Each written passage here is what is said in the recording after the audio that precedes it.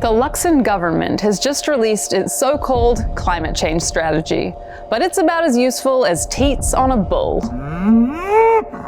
The climate crisis is here, and it's impacting people's lives and livelihoods right now. Communities are still recovering from the devastation of extreme weather events like Cyclone Gabriel and the recent floods in Aotearoa.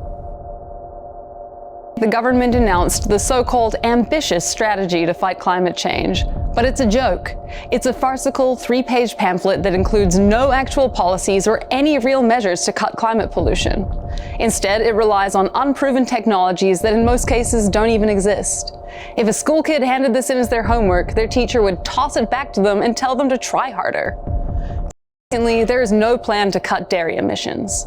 In Aotearoa, more than half of the climate pollution comes from agriculture, mostly methane emissions from the intensive dairy industry led by Fonterra.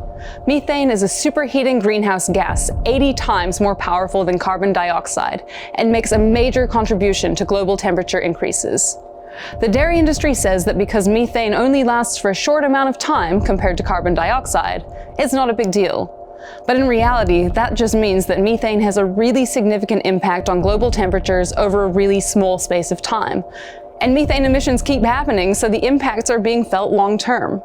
But this means we have a huge opportunity to reduce global temperatures in the short term by taking action on methane emissions from the dairy industry. Cutting methane emissions now and keeping them down means that we can immediately prevent additional global heating, avoid the worst impacts of change, and make significant ground in ensuring a safe and livable future for generations to come. Other countries are already starting to take action, and it's time for New Zealand to do the same.